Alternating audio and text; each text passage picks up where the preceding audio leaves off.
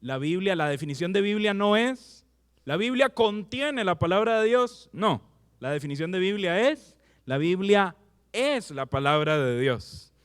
Y usted puede ver estas definiciones muy similares, pero esto fue lo que dividió la teología ortodoxa, la sana doctrina, de la teología liberal, que los liberales creen que la Biblia contiene la palabra de Dios, pero no necesariamente es la palabra de Dios. Sin embargo, si podemos ampliar un poquito más en esta definición, Carlos, todavía no lo voy a repartir, tranquilo, puede. Yo le digo cuando estaba esperando que le dijera la instrucción y más adelante. Para ampliar un poquito la definición, la Biblia es la palabra de Dios dada en la historia a través, ahora sí, 1, 2, 1, 2. La Biblia es la palabra de Dios dada en la historia a través de palabras humanas. ¿Por qué necesitamos entender que es la palabra de Dios dada en la historia a través de palabras humanas? Bueno, número 1, es dada en la historia. Ese libro que usted está estudiando fue escrito en un momento en particular, a una audiencia en particular, ¿sí? En un momento histórico. Y por otro lado, eso que usted está leyendo, lo está leyendo en palabras humanas, a menos de que alguien aquí sea un extraterrestre, y no, ¿verdad? Lo estamos leyendo en palabras humanas y por tanto tenemos que utilizar las herramientas de interpretación de cualquier otro texto que yo vaya a interpretar. Aunque la Biblia es superior a todo texto, está escrito en palabras humanas. Y yo voy a tener que interpretar esto de esa forma. Por eso necesitamos una convicción. La primera convicción que necesitamos al respecto es que aunque cada texto de la Escritura tiene múltiples aplicaciones, un texto tiene solo un significado. Voy a ilustrarlo de la siguiente manera. ¿Han visto ese dibujo en alguna otra ocasión? ¿Sí? Hay una persona seguro que lo que está escrito allí es un 6. Y hay otro que está seguro que lo que está escrito allí es un 9. Hermanos, ¿quién tiene la razón?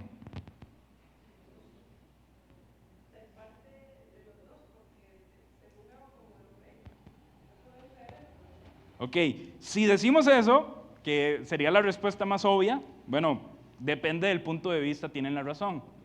Estamos relativizando la verdad. Y esto quiere decir que la verdad depende del punto de vista que usted lo vea. Por tanto, yo sé que la pregunta venía con trampa, ¿verdad?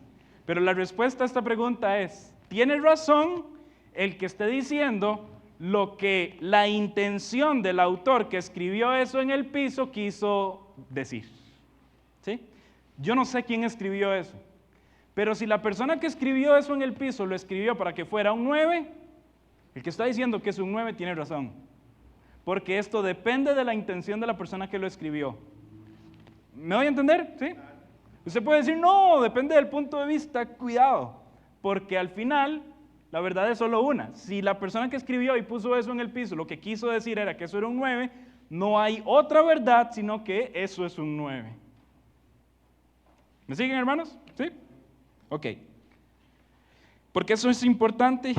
Bueno, este caballero que ven ahí, Ronald Barthes, tuve que pensar mucho en él en cursos universitarios, ¿verdad? Lastimosamente, es un crítico literario. Entonces, toda crítica literaria, de alguna u otra forma, va a estudiar las propuestas de Ronald Barthes. Y yo sé que esto parece un examen de vista, pero ¿qué dice Ronald Barthes? Voy a leerles unas citas. Dice, en cuanto a un hecho pasa a ser relatado o escrito, se produce una ruptura, la voz pierde su origen, el autor entra en su propia muerte y comienza la escritura. Una vez alejado del autor, se vuelve inútil la pretensión de descifrar un texto. Darle a un texto un autor es imponerle un seguro, proveerlo de un significado último, cerrar la escritura. Por tanto, ¿qué propone Ronald Barthes? La muerte del autor. Ronald Barthes dice lo siguiente: cuando alguien escribe y pone el punto final, el autor murió y empieza la vida del lector.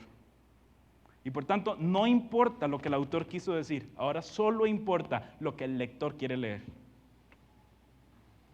Hermanos, y lastimosamente esto es un concepto que se ha permeado en nuestra cultura y así leemos. Esta es la forma en la que leemos. Leemos como si el autor hubiera muerto. No importa quién es, no importa en el momento en el que escribió, el autor murió, pero no podemos leer así. Usted se acerca a un documento de la Segunda Guerra Mundial, para usted es importante entender el contexto de la Segunda Guerra Mundial, para comprender muchos de los elementos que él está escribiendo. Así que no, el autor no ha muerto. Yo tengo que consultar cuál era la intención del autor para interpretar un texto correctamente. ¿Sí? Este es otro filósofo, pero este sí es cristiano, se llama James Smith.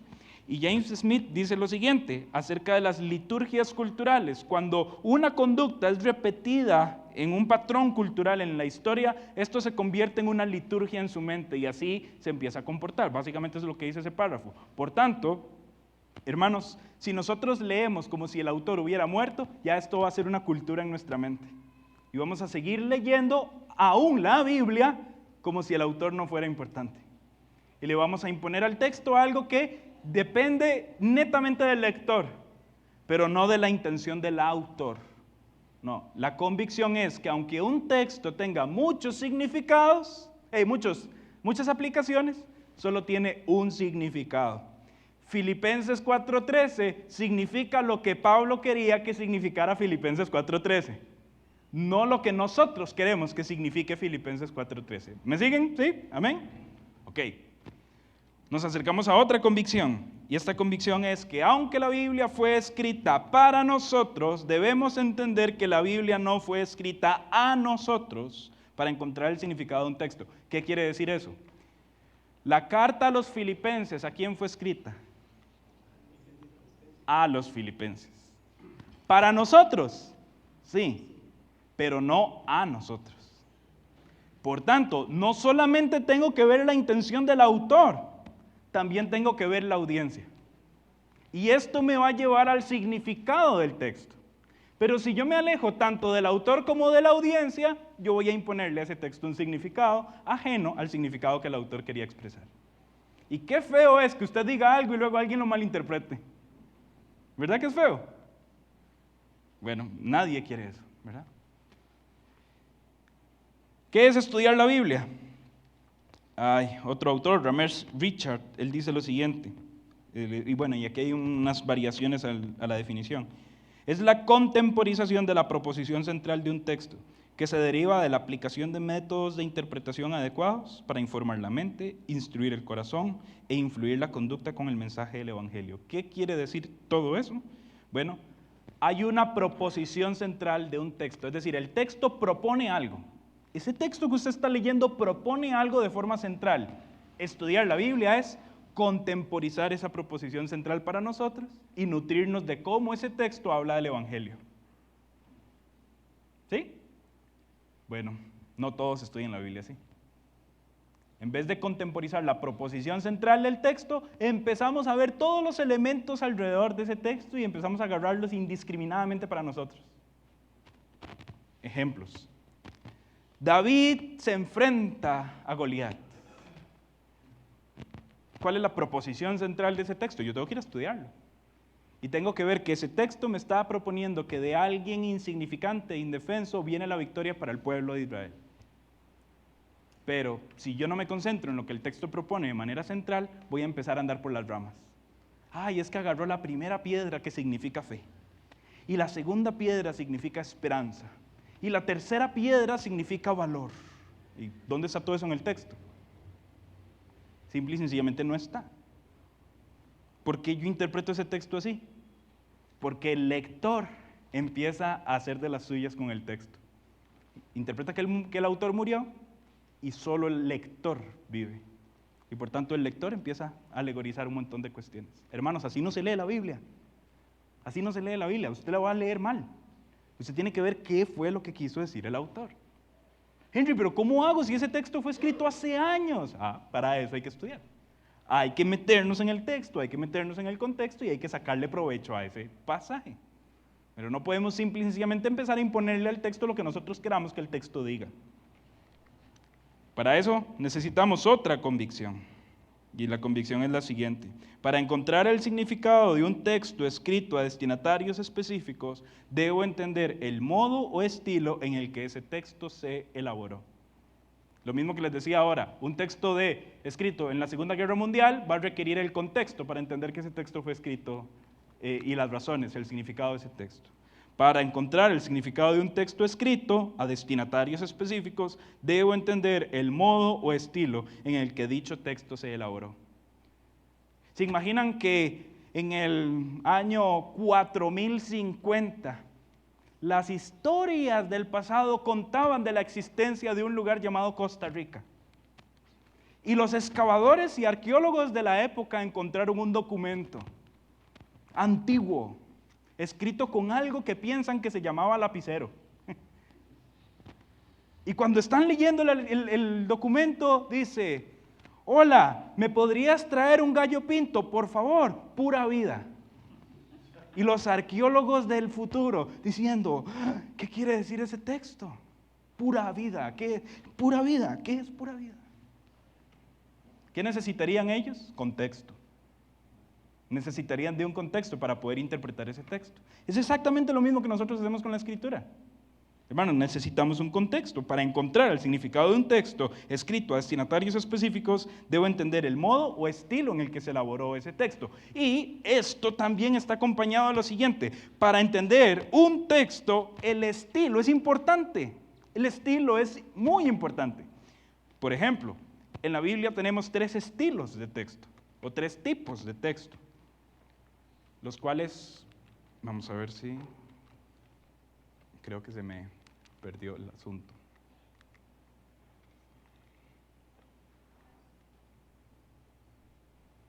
Ok, ya volví, no he vuelto. Ok, los tipos de texto son poesía, narrativa y discurso. Usted no puede leer una poesía de la misma forma en la que lee un discurso. Usted no puede leer una narrativa de la misma forma que lee una poesía. Y usted tiene que, cuando se encuentra con un texto, lo primero que tiene que hacer es preguntarse: ¿qué tipo de texto es este? Para poder leerlo de una manera apropiada. Porque, pues, si no, vamos a empezar a equivocarnos de una manera muy, muy, muy seria. ¿Me siguen, hermanos? ¿Sí? Les había advertido que esto no era una predicación, era más tipo taller, y espero que estén sacando el provecho máximo, y ahorita vamos a empezar a poner esto en práctica. Por ejemplo, con la poesía. ¿Qué tiene la poesía de la Biblia que lo hace diferente a una narrativa? ¿Por qué yo me aproximo de una forma distinta a un texto poético? No se puede tomar literal. Van a haber metáforas, van a haber figuras literarias, algunas tienden a la exageración, algunas tienden a la comparación, cosas por el estilo. Y yo me tengo que aproximar a ese texto entendiendo eso. Cuando yo leo una narrativa, lo que yo busco es un conflicto. ¿Cómo ese conflicto llegó a un clímax en particular y cómo ese conflicto se resolvió? Eso es lo que hace una trama, ser una trama. Pero yo no voy a encontrar eso en una poesía. Bueno, por ejemplo, y esto lo hablábamos en el estudio Conexión, porque ahí salió el tema del miércoles pasado en Heredia. Salmo 23, ¿verdad? Que es un salmo precioso y sumamente conocido por nosotros. Salmo 23. La poesía es un lenguaje muy elevado que está tratando de comunicar algo que podría decirse en una forma simple. Esa es la poesía. Perdón aquí por tantos ejemplos. Hay una canción de un trovador de hace algunos añitos, ¿verdad? Y justamente lo especifica de una manera muy, muy, muy exacta. Yo siempre cuento este ejemplo. El trovador empieza diciendo que ojalá que no te toquen las gotas de lluvia cuando caigan para que tú no las puedas convertir en cristal. Ojalá que la luna no te bese los pasos. Ojalá que la tierra no te bese los pies. Y empieza a decir un montón de cosas. Todo eso en lenguaje poético. Al final el lenguaje sencillo suena feo, pero ojalá que te mueras. Es una canción de desamor y la persona lo que quiere es que esa persona no siga viva. Ay, ojalá te murieras. El lenguaje sencillo es eso, pero es toda una canción poética que lo expresa. Bueno, Salmo 23 dice: Jehová es mi pastor, el Señor es mi pastor, nada me faltará. Bueno, ahí hay una metáfora. ¿Con qué se compara el Señor en el Salmo 23? Con un pastor. Pregunto, ¿solo con un pastor? Bueno, veamos las comparaciones del pastor. Es mi pastor, nada me faltará. En lugares de delicados pastos me hará descansar. Eso hace un pastor con sus ovejas. Junto a aguas de reposo me pastoreará. Eso hace un pastor con sus ovejas. Confortará mi alma, me guiará por sendas de justicia, por amor a su nombre. Aunque ande en valle de sombra de muerte, no temeré mal alguno, porque tú estarás conmigo. Eso hace un pastor con sus ovejas. Tu vara y tu callado me infundirán aliento. Eso hace un pastor con sus ovejas. Aderezas mesa delante de mí en presencia de mis angustiadores. ¿Eso hace un pastor con sus ovejas? No. Las ovejas comen en la mesa y tienen angustiadores que los persiguen. No. Cambiamos de metáfora. Unges mi cabeza con aceite. Mi copa está rebosando. ¿Toman las ovejas vino en copa? ¿No? Bueno, ahora, ¿cuál es la metáfora? Ya no es un pastor con sus ovejas. Ahora es un hospedador con su huésped. Y este hospedador ve a un huésped que viene huyendo de angustiadores y le abre las puertas de su casa y le dice: usted es bienvenido en mi casa. Siéntese, yo le alisto la mesa para que usted coma. Lo bendigo ungiéndolo, porque era la tradición de esa época. ¿Se recuerdan la mujer ungiendo los pies del Señor Jesús en el Nuevo Testamento? Aquí está mi bendición expresada a usted y por eso lo unjo. Su copa la lleno, no le voy a dar un poquito, no le voy a dar mucho, la lleno hasta el tope, porque yo estoy preocupado por su cuidado. Así que Salmo 23 expresa desde la forma de un pastor hasta la forma de un buen hospedador el cuidado de Dios por los suyos. ¿Cómo decimos Salmo 23 en una frase simple? Dios cuida a los suyos. Punto. Es un lenguaje elevado tratando de comunicar algo simple. Pero yo no puedo leer todos los textos así. Hay textos que no son poesía, hay textos que no son narrativa, hay textos que no son discursos. Esta parte era importante aclararla. ¿Queda claro, hermanos? ¿Sí? Bien. Esto me ayuda, que estoy fuera ahí de... Es que yo creo que el mouse tiene que estar en la presentación.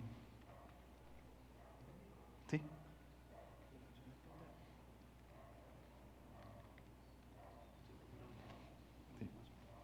Ok, sigamos entonces. Vamos a ver lógica verbal. Y ahora sí, voy a aclarar lo siguiente. A partir de acá, la lógica verbal es una herramienta que sirve más en los discursos. No quiere decir que no sirvan los otros tipos de texto, pero en el tipo de texto que más sirve es en los discursos. Y por eso en la introducción les decía, estamos en medio de haber terminado de estudiar Filipenses y vamos a empezar a estudiar las cartas a las iglesias en Asia Menor. Por tanto, todo eso son discursos. ¿Cómo estudio discursos? Y para eso hay un pequeño ejercicio, lo pueden ver en la siguiente, les agradezco ahí. Resuelva el siguiente razonamiento, hermanos. Aquí estamos como en un examen de admisión de una universidad pública. ¿Están listos? ¿Sí? Dice, todo costarricense es un ser humano. Ningún ser humano es un extraterrestre. Por tanto, opción 1. Todo extraterrestre es costarricense. Opción 2.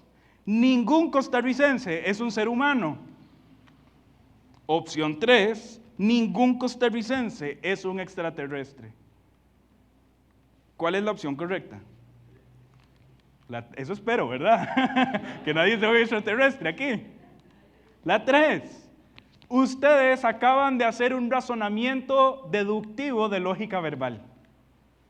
Y esta es una pregunta de un examen de admisión de la Universidad de Costa Rica, que evalúa la lógica en la lectura y la interpretación de una persona, y cómo lee de forma lógica, cómo interpreta un texto de forma lógica. Bueno, claramente nosotros podemos ver que todo costarricense es un ser humano, ningún ser humano es un extraterrestre, por tanto, ningún costarricense es un extraterrestre. ¿Cuál fue las palabras conectoras que fueron importantes en este ejercicio? Por tanto. Léanlo haciéndole énfasis a ese por tanto. Todo costarricense es un ser humano y ningún ser humano es un extraterrestre. Por tanto, ningún costarricense es un extraterrestre. Ese por tanto es lo que nosotros llamamos un conector o una conjunción. ¿Sí? Tiene función de conjunción, pero es más que todo un conector. Ese conector es importantísimo. Ahora, les voy a poner otro ejercicio. Si tuvieran que darle la vuelta a este texto, la última oración ponerla de primera y las primeras dos ponerlas de últimas, ¿cuál conector utilizarían? Ningún costarricense es un extraterrestre. Línea, esa es la palabra que ustedes tienen que descubrir. Todo costarricense es un ser humano y ningún ser humano es un extraterrestre. ¿Cuál palabra va ahí?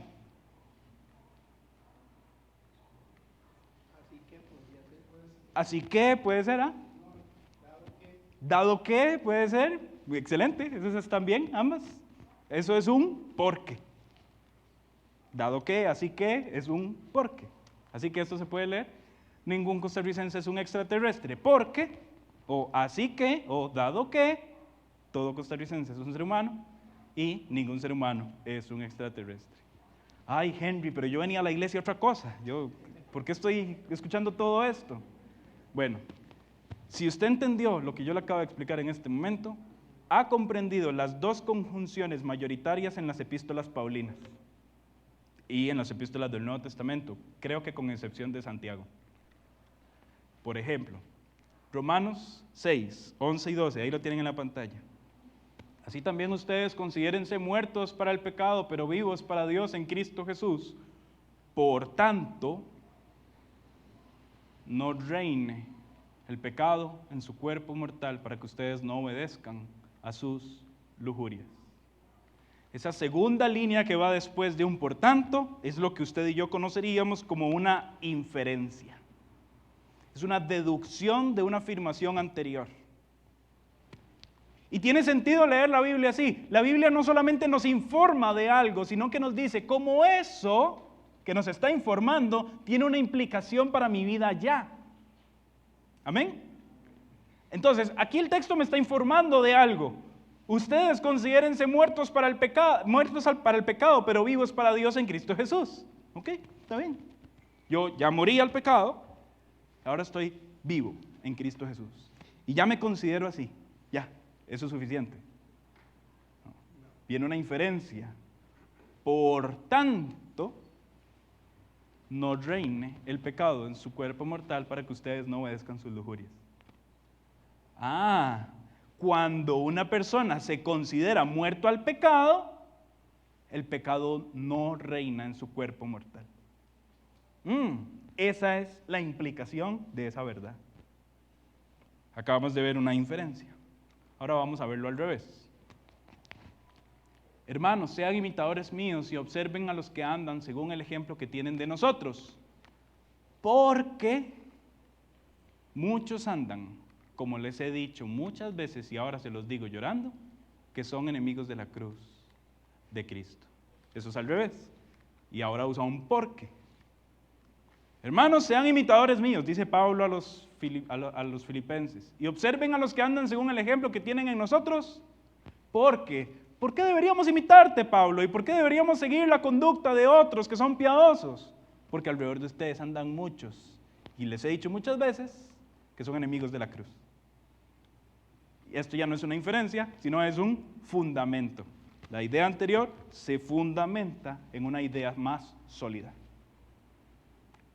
Y hermanos, con un ejemplo de extraterrestres, como el que acabamos de leer hace unos minutos, podemos entender cómo funcionan las dos conjunciones mayoritarias en todo el Nuevo Testamento, o al menos en los discursos del Nuevo Testamento.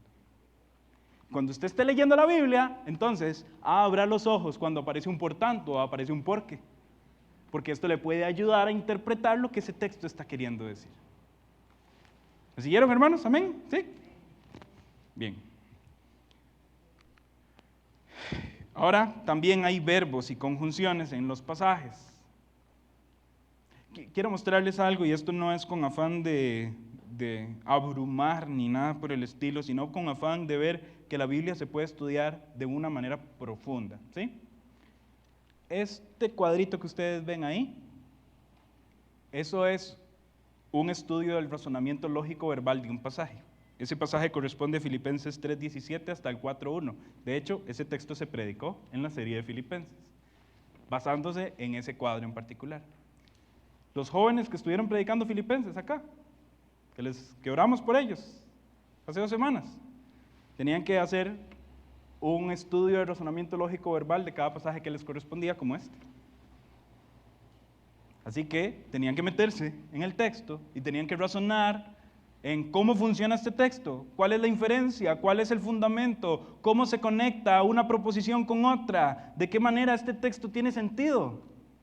Hermanos, cuando estemos leyendo la Biblia, tal vez esto, ¡ay no, eso es demasiado profundo, Henry, yo no lo voy a hacer! Bueno, no tiene que hacer ese gráfico, no tiene que hacer eso, pero al menos puede dedicarse a estudiar las palabras con seriedad. Y no solamente decir, ay, bueno, yo creo que para mí esto significa. Lo hemos dicho otras veces, en otras enseñanzas y sermones. Pero la pregunta más satánica que se puede hacer en un estudio bíblico es, ¿qué significa este versículo para usted? Y levanta la mano un fulano, para mí ese versículo significa, taca, taca, taca. Y levanta la mano otro, para mí significa, taca, taca. Totalmente lo opuesto a este. Y el moderador dice, sí, excelente. Todas las respuestas son buenas. Eso es mentira, porque el texto solo tiene un significado. Así que no podemos decir qué significa ese texto para usted, porque le estamos dando a usted el poder de ser una interpretación aislada del significado real del texto. No, la tarea no es qué significa este versículo para usted. No, la tarea es qué significa este versículo, punto.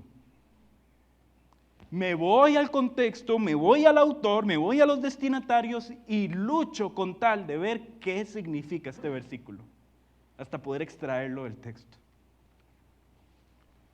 Y si creían que venían solo a escuchar, les digo que no, vamos a aplicar esto. Entonces ahora sí, Carlos, ya está usted preparadísimo. Van a recibir una hojita que tiene en una versión, Nueva Biblia de las Américas, Efesios 4, 17 al 5, 2. Si no tiene lapicero, solicítelo también ahí. Si alguien le puede ayudar a Carlos a repartir las hojitas, también se los agradezco para que no haga ahí la labor. Ah, bueno, excelente.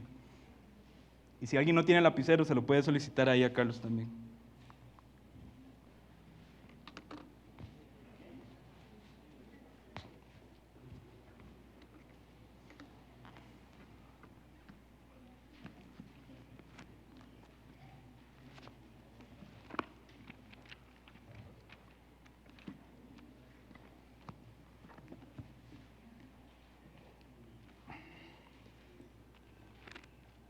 Este texto lo he estudiado ya por varias semanas. De hecho, lo he compartido con algunos hermanos. Es un texto que me ha bendecido a mí en particular. Y espero que también hoy podamos extraer esta bendición.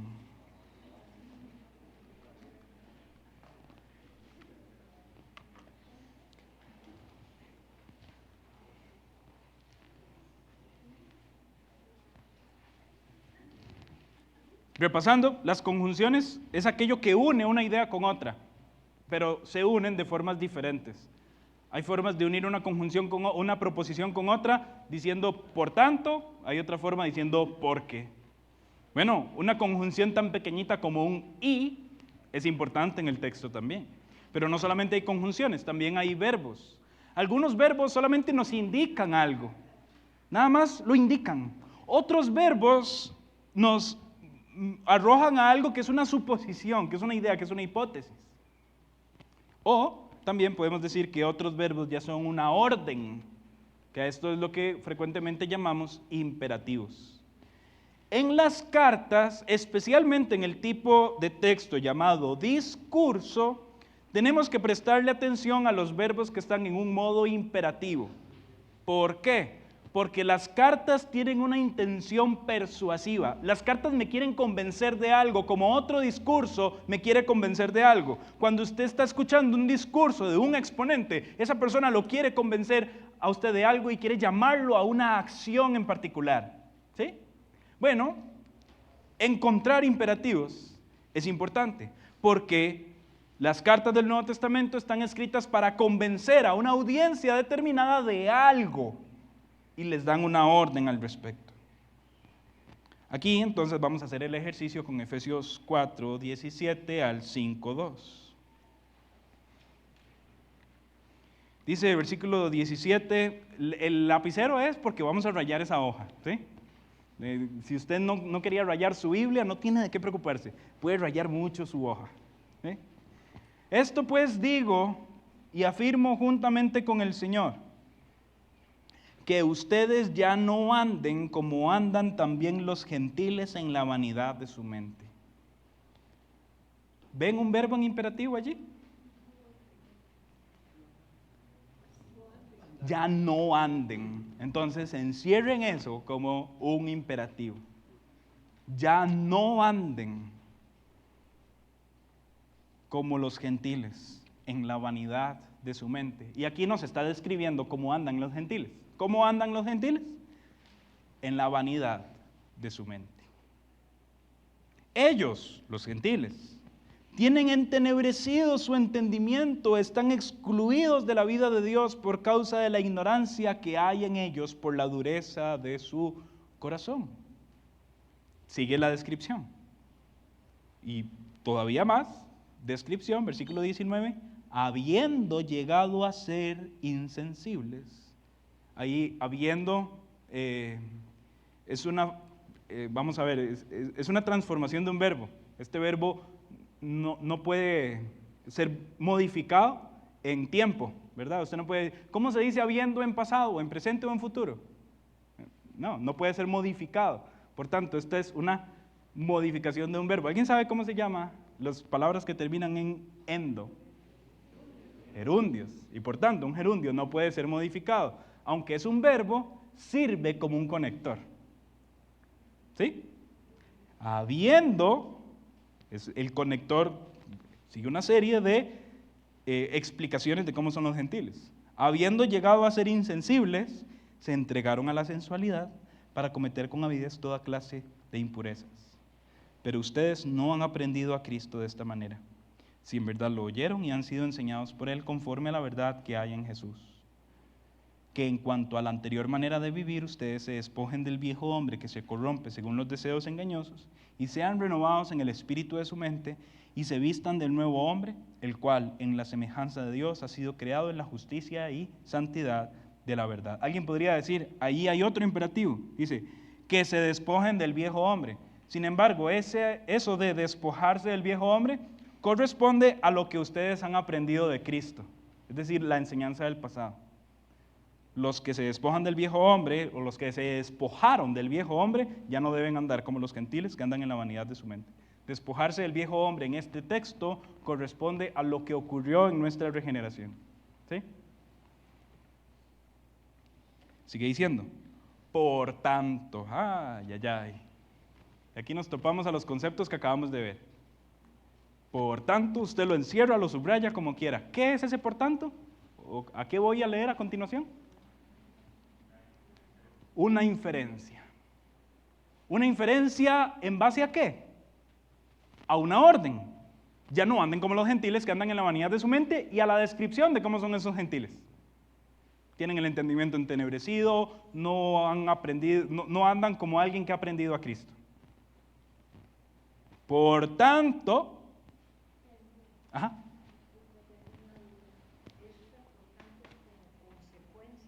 lo próximo que viene es una consecuencia a lo anterior, es una conclusión lógica. Si usted no debe andar como andan los gentiles, por tanto, dejando a un lado la falsedad, hablen verdad cada cual con su prójimo, porque somos miembros los unos de los otros. ¿Eso es un imperativo? ¿Ven ahí un imperativo? Hablen verdad. Claro, ahí hay una orden, pero si usted sigue leyendo se va a topar un montón de órdenes. De hecho, las puede enumerar. Vamos viendo los verbos y usted va marcando ahí con un asterisco pequeñito cuántos verbos están en imperativo. ¿Verdad? Vamos leyéndolo, dice, por tanto, dejando a un lado, bueno, termina en ando, ¿verdad? Es un conector. Dejando a un lado la falsedad, hablen verdad. Eso es una orden. Cada cual con su prójimo porque somos miembros los unos de los otros. Enójense, pero no pequen. Eso es un imperativo también. No se ponga el sol sobre vuestro enojo. No se ponga el sol sobre vuestro enojo también. Ni den oportunidad al diablo también. El que roba, no robe más. Otro imperativo. Sino más bien trabaje. Eso es otro imperativo, ¿verdad? Y lo dije así duro para que todos escuchemos. Trabaje, haciendo con sus manos lo que es bueno, a fin de que tenga que compartir con los que tienen necesidad. No salga de la boca de ustedes ninguna palabra mala, sino solo la que sea buena para edificación, según la necesidad del momento, para que imparta gracia a los que escuchan. y no entristezcan al Espíritu Santo de Dios, con el cual fueron sellados para el día de la redención. Sea quitada de ustedes toda amargura, enojo, ira, gritos, insultos, así como toda malicia. Sean más bien amables unos con otros, misericordiosos, perdonándose unos a otros, así como también Dios los perdonó en Cristo. Hay un montón de imperativos, ¿sí? Sin embargo, todos son subordinados a un imperativo dominante. ¿Cuál es el imperativo dominante en esta sección? No anden como los gentiles. Y aquí les va otra clave. Cuando la Biblia nos dice no a algo, generalmente nos dice sí, no y algo positivo. No sean ociosos, sí, no, trabajen.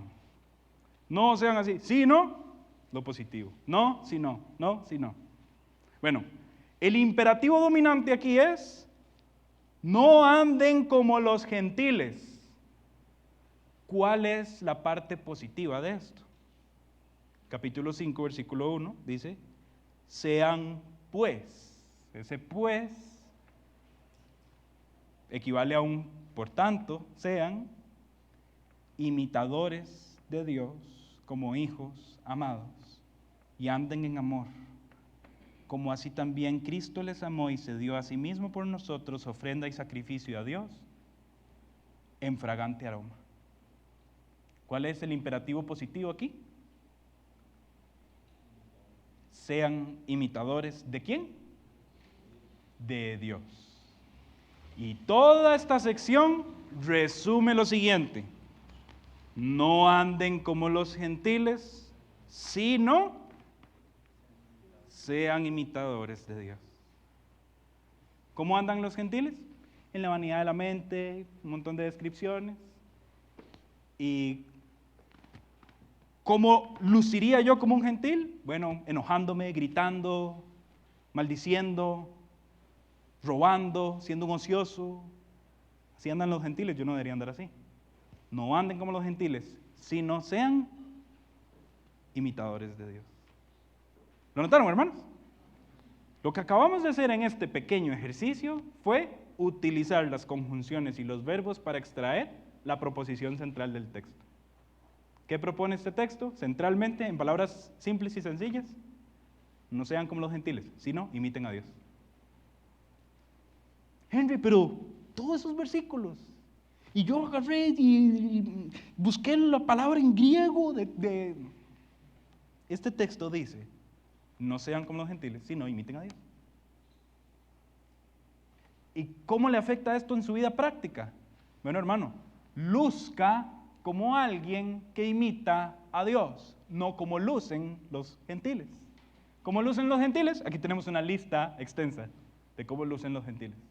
Gritos, iras, enojo, hurto, hablar falsedad, etcétera, etcétera, etcétera. No sea así, sino imite a Dios. Y la pregunta del millón es, Henry, ¿cómo imito a Dios? La respuesta, ponga sus ojos en Cristo. Porque todo lo que en Cristo tenemos para imitar corresponde a lo que podemos imitar de Dios, porque Cristo es Dios. De hecho, ahí lo dice, sean amables unos con otros, misericordiosos, el versículo 32, perdonándose unos a otros, así como también Dios los perdonó en Cristo. Sean pues imitadores de Dios como hijos amados y anden en amor, así como también Cristo los amó y se dio a sí mismo por nosotros en ofrenda agradable, ofrenda y sacrificio a Dios en fragante aroma. Hermano, ¿quiere usted ser un imitador de Dios? Ponga sus ojos en Cristo y vea cómo es Cristo para ser un imitador de Dios. En nuestras fuerzas no podemos, pero Cristo Jesús promete a través de la redención darnos su justicia. Amén. Wow, ya aquí tengo la comprensión de este texto y cómo este texto se relaciona con Cristo Jesús. Porque, y este es mi último punto del día de hoy, podríamos estudiar este texto, sacar todas las conclusiones al respecto y nunca relacionarlo con Cristo. Estudiamos mal ese texto.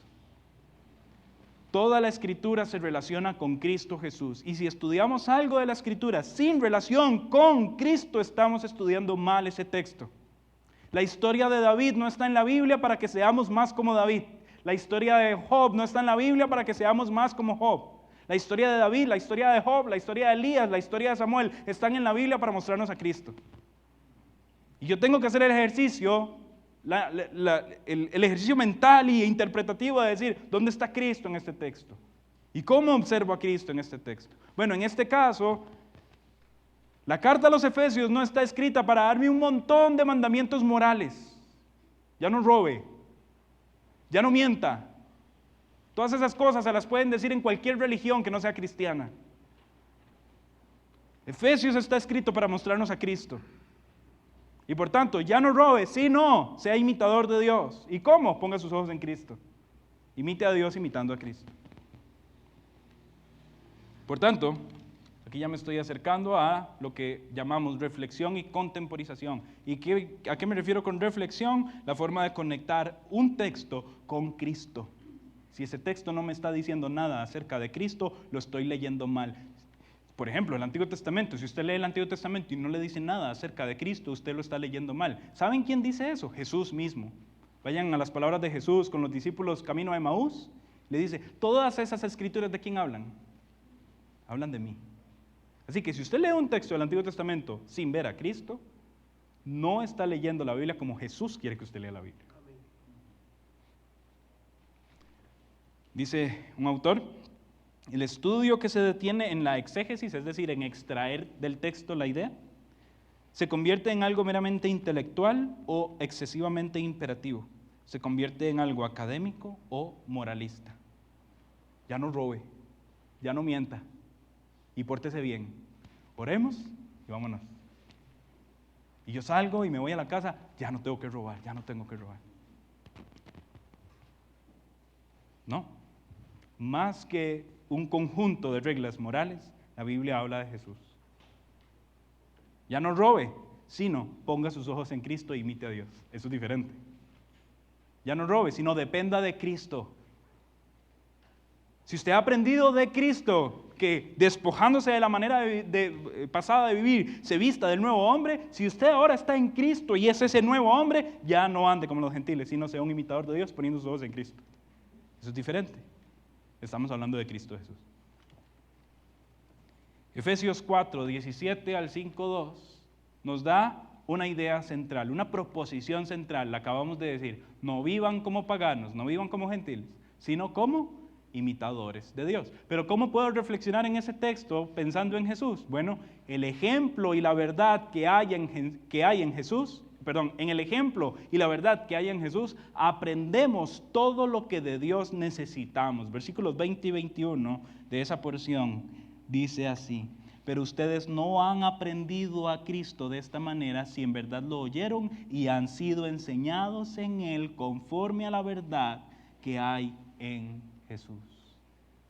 Por tanto, hermanos, ya no vivan como los gentiles, sino como imitadores de Dios, pero entiendan que el ejemplo y la verdad que hay en Jesús, en ese ejemplo y verdad que hay en Jesús, aprendemos todo lo que de Dios necesitamos. Lo que necesita usted no es alguien que le diga, no robe, no, lo que necesita usted y lo que necesito yo es a Cristo, que me muestre cómo vivir como un imitador de Dios. Yo no salgo de la iglesia satisfecho un domingo porque me dijeron no robe y yo no robo. No, yo salgo de la iglesia necesitado desesperadamente de Cristo. Necesito más y más de Cristo toda mi vida para ser un imitador de Dios. Necesito poner mis ojos en Él, necesito de Él, necesito su salvación si yo no soy salvo. Necesito su santificación en mi vida si yo soy un hijo suyo. Pero yo necesito a Cristo. Tenemos que reflexionar en Cristo cuando estamos estudiando la Escritura. Pero hay dos errores comunes. Error número 1, imponer a Cristo de una forma ilegítima. O error número 2, ignorar a Cristo de una forma irreverente. Aquellos que recuerdan las palabras con mnemotécnicas, ahí las palabras empiezan con I, para que no se le olvide, ¿verdad? O ignoramos a Cristo de una forma ilegítima, o imponemos a Cristo de una forma ilegítima, o ignoramos a Cristo de una forma irreverente. Bueno, ejemplos de cómo imponer a Cristo de una forma ilegítima. Bueno, si usted quiere ejemplos negativos, hay un montón, hermano.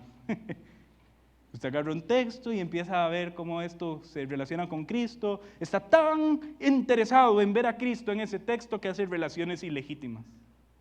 Ay, es que como el arca era de madera y la cruz también, entonces en el arca, que es la cruz, está la salvación. Eso suena precioso y usted no dijo ninguna mentira. Sin embargo, eso no corresponde a lo que el texto está queriendo comunicar. La madera del arca tal vez tenga más relación con la humanidad de Jesús que con la cruz. ¿Y cómo lo sabe? Bueno, empieza a leer el Antiguo Testamento y vea cómo la madera se relaciona con algo humano y cómo el oro o otros metales preciosos se relacionan con algo divino. Y así usted puede hacer una mejor analogía, en vez de decir que la madera del arca es la cruz. Y mucho peor, si estos malabares de interpretación no contemplan a Cristo. Mucho peor. Hermanos, si somos muy dados a eso. Ya no me voy a extender mucho, ya estamos por terminar, pero voy a contarles una pequeña anécdota. Aquí está mi esposa y es testigo de esto, ¿verdad? Cuando yo empecé a jalar con Melanie, ¿verdad? A ser novios, el pastor de la iglesia donde Melanie se congregaba y era miembro, me invitó a predicar a esa iglesia, para que la iglesia de mi esposa, en ese momento mi novia, conociera a la persona con la que se iba a casar, ¿verdad? Hermanos, en esa iglesia el púlpito era de vidrio, a mí me temblaba todo, ¿verdad? Yo era un carajillo, ¿verdad? Y yo estaba súper nervioso. Y yo, muy honestamente, quería ser relevante, quería decir algo que nunca nadie hubiera dicho antes. Ese es el peor error en la predicación, querer innovar, porque por innovar se dicen disparates. Mejor decir lo que la Biblia siempre ha dicho, en vez de querer innovar. Pero yo iba con ese deseo de innovar. Y me topé con aquella historia donde cuando Moisés levantaba los brazos, el pueblo prevalecía, el pueblo ganaba, y cuando Moisés bajaba los brazos, el pueblo perdía. Y yo, esta es la historia perfecta. Y empiezo a predicarla. Hermanos, Moisés cuando levanta sus manos el pueblo gana, y cuando baja sus manos el pueblo pierde. Pero habían dos personas que sostenían las manos de Moisés. Uno era, ¿se recuerdan? Aarón. Y Aarón era un levita. Por tanto, representa la lectura de la Biblia. Y el otro personaje era Ur. ¿Alguien sabe quién es Ur? Yo tampoco. Y como es impopular, representa la oración. Porque la oración es impopular hoy también. Así que, si usted quiere ganar y tener victoria en su vida, lea la Biblia y ore. Amén. Amén. Salgamos. Hermanos, después de ese sermón hubo gente que se me acercó, gracias hermano, qué buen sermón. Y yo hoy en día, esa es mi estaca, mi cruz, y yo, ¡ay! Pero yo, ¿por qué dije eso? Yo doy gracias a Dios porque los jóvenes que predican acá han predicado siendo instruidos en predicar y no tienen que arrepentirse tanto de su primer sermón. Pero yo me arrepiento completamente de haber predicado eso. Yo lo que dije fue un disparate y nunca presenté a Cristo. Ah, bueno, sí, presenté a Cristo. ¿Saben qué dije? Que la roca donde estaba sentado Moisés era Cristo. Sí, le estaban levantando la lectura de la Biblia, la oración, y él estaba sentado en la roca y la roca es Jesús. Yo no respeté ese texto, lo prediqué mal. No dije las cosas que ese texto quería comunicar, esa no era la idea principal del autor al escribir ese texto. Hermanos, ¿pero cuántos de nosotros leemos la Biblia así? Cuidado, porque le podemos estar agregando a la Biblia algo que la Biblia no dice y podemos engañarnos. Es mejor ser honestos con la lectura bíblica y ser más trabajosos. Bueno, tengan cuidado con imponer a Cristo. Esa roca que estaba ahí en el suelo no es Cristo. Ese texto no se relaciona con Cristo de esa forma. Yo fui irreverente al mostrar a Cristo de esa forma, pero no tiene ninguna relación con Cristo, de la piedra donde Moisés estaba sentando. tengamos cuidado de imponer de manera ilegítima a Cristo, pero también tengamos cuidado de ignorar a Cristo de una forma irreverente. Es decir, no mencionar a Cristo nunca en su estudio de la Biblia, no pensar en Cristo nunca en lo que usted está extrayendo de ese pasaje. Cuidado. Esto puede traer problemas a la hora de estudiar la Escritura. Edmund Clowney es un erudito en cuanto a interpretación bíblica. Él dice una frase que voy a leer de manera textual: como lo que queremos es presentar a Jesús, podemos vernos tentados a tirar abajo el muro del significado textual para llegar al objetivo de nuestra relación con el Señor.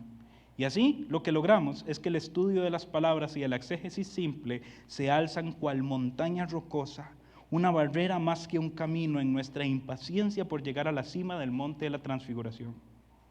No vamos a poder llegar a Jesús si hacemos eso.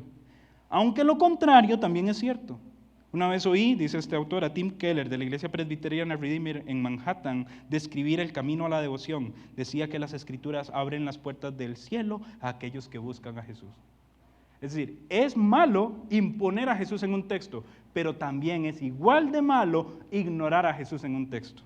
¿Por qué? Porque las Escrituras, cuando usted las estudia como deben estudiarse, abren las puertas del cielo para ver a Jesús. Así, hermano, ore antes de leer la Biblia y dígale a Dios, muéstrame a Cristo en este texto. Porque yo necesito desesperadamente de su gracia, desesperadamente necesito a Cristo. Dios, muéstrame a Cristo en este texto y ayúdame a razonar y pensar bíblicamente en lo que estoy leyendo.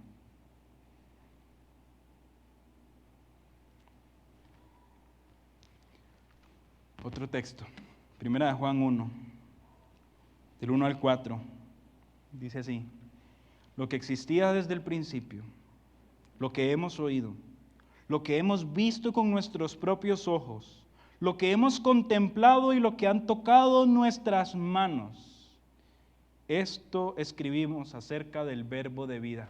Pongamos en práctica lo que estamos estudiando. Cuando dice lo que hemos oído, ¿quién está hablando? Juan. ¿Y por qué está en plural? Porque está incluyendo a otros que estaban con él en lo que oyó. Podemos pensar en los apóstoles, ¿sí? Juan y los apóstoles dice, y Juan como apóstol dice, que lo que ha oído y lo que ha visto con sus propios ojos y lo que ha contemplado y lo que han tocado sus manos, esto escribe acerca del verbo de vida. Hermanos, recuerden, Juan estuvo en el monte de la transfiguración. ¿Se da cuenta lo que él está escribiendo? Entonces, lo que he oído, lo que he visto, lo que he palpado con mis manos. Juan vio a Cristo crucificado, sepultado y resucitado. Juan vio la resurrección de nuestro Señor Jesucristo. Y él dice que está escribiendo esto. Dice luego, y la vida se manifestó. Nosotros la hemos visto y damos testimonio y les anunciamos a ustedes la vida eterna que estaba con el Padre y se manifestó a nosotros. Lo que hemos visto y oído les proclamamos también a ustedes. ¿Para qué? Esa es otra conjunción importante. Hoy vimos por tanto y por qué. Pero ¿para qué? Nos arroja un propósito. ¿Para qué? Un propósito. Para que también ustedes tengan comunión con nosotros. En verdad nuestra comunión es con el Padre y con su Hijo Jesucristo. Les escribimos estas cosas para que nuestro gozo sea completo. Noten esto, hermanos. Para que también ustedes tengan comunión con nosotros. Es decir, lo mismo que Juan oyó, vio y palpó, y él tuvo comunión con eso, ahora nos escribe a nosotros para que nosotros también tengamos parte en esa comunión.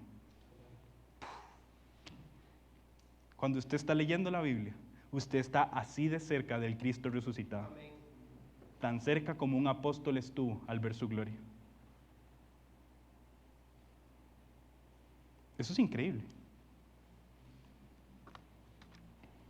Hay un autor, John Piper, reflexionando acerca de este texto, dice lo siguiente: la gloria que ellos vieron en Cristo, la podemos ver a través de sus palabras.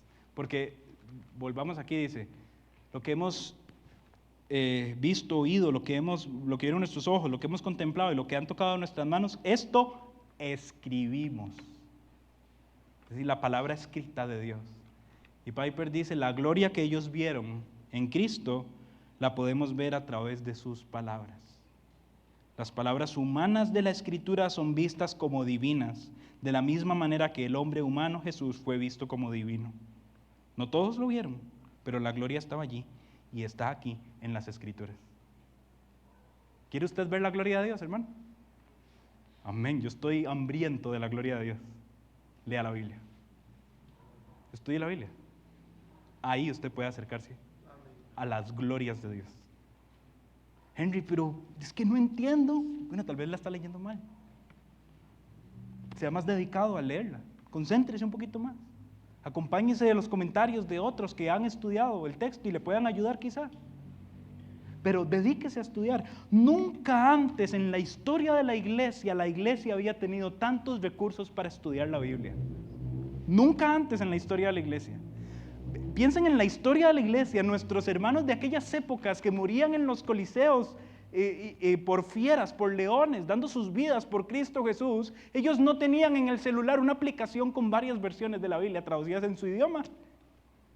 Y eran fieles. Nunca antes en la historia de la iglesia hemos tenido tantos recursos para estudiar la Biblia. Usted puede tener libros, usted puede tener comentarios, puede tener Biblias de estudio. La predicación de la iglesia usted la puede escuchar entre semana otra vez para repasarla. Usted puede escuchar otros predicadores de otras iglesias. Usted puede ver la Biblia en su idioma en distintas traducciones diferentes y comparar estas traducciones. Usted incluso tiene acceso a las copias más antiguas de la Biblia. Usted puede meterse en internet. ¿Cómo puedo ver las copias y verlas en el idioma original y con las roturas y con las quemaduras y con las porciones que les faltan y con todo lo que les pasó en el transcurso del tiempo? Y usted puede hacerle zoom y ver ese documento, ese manuscrito. ¿Quién en la historia de la iglesia tenía tanto acceso al estudio de la Biblia como nosotros? Nunca antes en la historia de la iglesia hemos estado más informados para estudiar la Biblia, pero nunca antes, me temo, en la historia de la iglesia ha sido tan ignorante como hoy.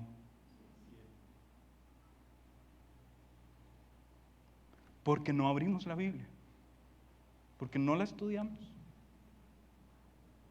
Hermanos, estudiemos la Biblia. Allí están las glorias de Dios enfrente nuestro. Estudiemos la Biblia. Estudiemos la Biblia con dedicación. No nos conformemos y esperemos a que alguien me diga lo que la Biblia dice. Descúbralo usted en su casa. Abra la Escritura, léala con pasión. Dé gracias a Dios cuando ustedes se congregan en una iglesia donde abren la Biblia. Ay, es que el sermón estuvo muy largo y muchos tecnicismos y muchas cosas. Gracias a Dios alguien se está preocupando por leer la Biblia como debe ser leída. Y le está dando un ejemplo a usted de cómo leerla en casa. No, yo mejor me voy a otra iglesia donde griten más y se paren en las bancas y digan cosas que me gustan. Váyase a esa iglesia, pero así como esa persona que predica la Biblia usó la Biblia, usted la va a usar en sus tiempos devocionales. Porque lo que ocurre aquí, usted lo va a replicar en su casa. Y si usted está constantemente exponiéndose a alguien que les dice, hermanos, vean, aquí hay un verbo y este verbo indica lo siguiente, y aquí hay una palabra que indica lo siguiente, usted va a ir a su casa y va a leer la Biblia así. Pero si usted se rodea de predicación emocional y motivacional, que ignora las palabras de la Biblia con tal de simple y sencillamente decir lo que una persona estaba pensando, usted va a leer la Biblia así. Hoy muchos predicadores utilizan la Biblia no como la materia prima de su sermón, no, sino como una fuente para simple y sencillamente citar algo interesante y luego decir todo lo que el predicador tenía en mente decir. No, hermano. Y ustedes, como miembros del Templo Bautista de Tibás, los que son miembros de esta iglesia, también tienen una responsabilidad. Les voy a decir esto con temor y temblor.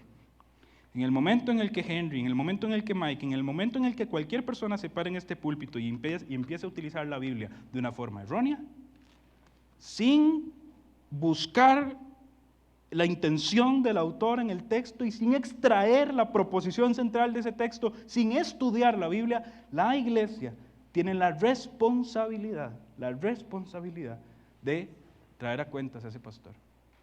Porque la labor del pastor es apacentar la iglesia de Dios. ¿Qué significa apacentar? Dar pasto. Dar pasto. Si el pastor no está dando pasto a sus ovejas van a morirse de hambre. Claro, hay formas de hacerlo, ¿verdad? Dice la Escritura que si usted tiene algo contra un anciano o un pastor, con 2 o más testigos. Bueno, si es algo que la iglesia interpreta, traigan a cuentas a los pastores. Sean intencionales en exigir de los pastores buena predicación. Amén, hermanos. Y aquí yo me estoy poniendo soga para mi propio cuello, ¿sí? Sean intencionales en exigir en el púlpito buena predicación. Porque muchas iglesias que tienen mala predicación, sí, se deben a malos predicadores, pero también a malas iglesias que no traen a cuenta a sus pastores. Sean intencionales en eso. Hay formas, hay procesos. Si tu hermano peca, ve y repréndele tú y él solo. Contra un anciano no aceptes acusación, sino con 2 o más testigos. Hay formas de hacerlo, sí hay formas de hacerlo, pero se puede hacer. Así que nosotros debemos ser celosos de que en el púlpito se predique la palabra de Dios. Esto ya lo he dicho antes también, pero ¿saben por qué esto está en el centro? Henry, se vería más bonito si el púlpito estuviera aquí, ¿verdad? Y no, esto está en el centro por una razón. En un momento histórico, hubo una iglesia, llamada iglesia, que quitó el púlpito del centro. Que no lo puso en el centro, lo puso en otro lugar. En un rincón. Y en el centro puso una mesa para oficiar algo a lo que llamaron misa. ¿Sí? ¿Me siguen? ¿Alguien tuvo trasfondo católico en su vida? ¿Sí? Y lastimosamente no estoy señalándolos crudamente ni mofándome de ellos, no, lo digo con dolor. En esas iglesias el púlpito no está en el centro, está en una esquina. ¿Y qué está en el centro? La mesa, para la misa, porque eso es lo más importante en esa reunión. Después de un cisma histórico al que conocemos como Reforma Protestante, las iglesias se dieron cuenta que eso no era correcto. Y aunque muchas iglesias, en medio de ese contexto de reforma, arrastraron también errores, tenemos que reconocer que ellos tenían la intención de predicar la palabra. Y por tanto, el púlpito que estaba allá, lo trajeron aquí. Y dijeron, no nos reunimos para eso, aunque es importante tener la comunión entre hermanos y recordar a Cristo y anunciar que Él viene, nos reunimos para estudiar la palabra de Dios. Y desde esa época, los templos cristianos han tenido la tradición de poner el púlpito en el centro, como un elemento visual que comunica que lo más importante de nuestro culto es la predicación de la palabra. ¿Me siguen, hermanos? Bueno, hoy por hoy hay iglesias que ni siquiera tienen púlpito. Se los digo así, muy honestamente. Hoy hay iglesias que no tienen púlpito. Porque lo más importante en el culto de hoy ya no es la mesa. Ahora son los músicos. El mayor tiempo del culto invertido en muchas reuniones es música y música y música. Alabanza para el mejor músico de todos. Y cuando termina el tiempo de la música, aquel atril que se tambalea, que usa el guitarrista para tener sus partituras, le dice al predicador, tome, se lo presto. Porque ya no hay púlpito. Bueno, y ese pastor ocuparía púlpito si tuviera la Biblia. Pero lo peor es que si no hay púlpito, muy posiblemente es porque no hay Biblia. ¿Notan lo que les estoy diciendo, hermanos? En la iglesia, en su casa, todos nosotros deberíamos ser diligentes en estudiar la palabra de Dios. Amén. Sea diligente en estudiar la palabra de Dios. No la estudie como si fuera cualquier libro. Sea diligente en estudiar la palabra de Dios. Ame la palabra de Dios. Diga junto al salmista que la palabra de Dios es deliciosa, así como la miel que destila del panal, así yo deseo tu ley. ¿Es esa su convicción? ¿Ama usted así la Biblia? ¿Ama usted así estudiar la palabra? De nuevo, es triste cómo tantas generaciones de cristianos hoy son ignorantes de la Biblia. ¿Es usted uno de ellos? Bueno, hay esperanza para usted. Si usted es un hijo de Dios, usted tiene el Espíritu Santo. Así que abra la palabra de Dios y confíe que el Espíritu Santo le va a guiar a la verdad. Pero ábrala, estúdiela. No se quede con los brazos cruzados esperando que alguien le diga qué significa. Estúdielo usted. Exprima la Biblia, exprima su jugo y nútrase de ello. Dios conceda que Templo Bautista de Tibás sea una iglesia que crezca en su amor por la Escritura. Dios nos conceda eso. Que cada uno de nosotros se tome con seriedad el estudio de la palabra.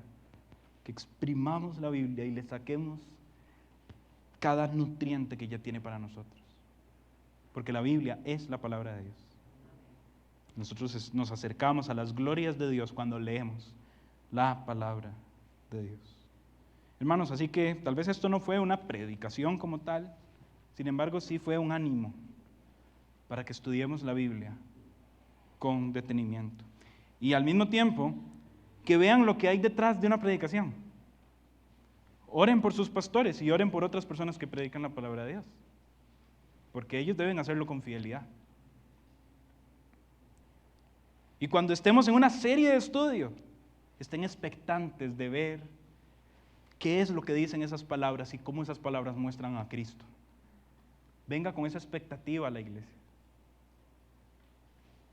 Estoy dilatando mucho esta conclusión, pero hay muchas cosas que han tocado mi corazón al respecto. Y, ¿saben, hermanos? Yo creo que todo pastor desea que cuando va a haber un culto, la gente venga a la expectativa de qué maravillas van a ser predicadas hoy. Y no porque el pastor sea un maravilloso predicador, sino porque la palabra es una maravillosa palabra. Pero yo creo que todo pastor desea que la Biblia, que la congregación venga con esa expectativa. ¿Qué maravillas me van a decir hoy de la Biblia? ¿Qué cosas asombrosas voy a aprender hoy de Cristo a través de las Escrituras? Pero Pastor Mike hoy lo decía, a veces tenemos gente saliendo 3, 4 veces al baño en medio de una predicación.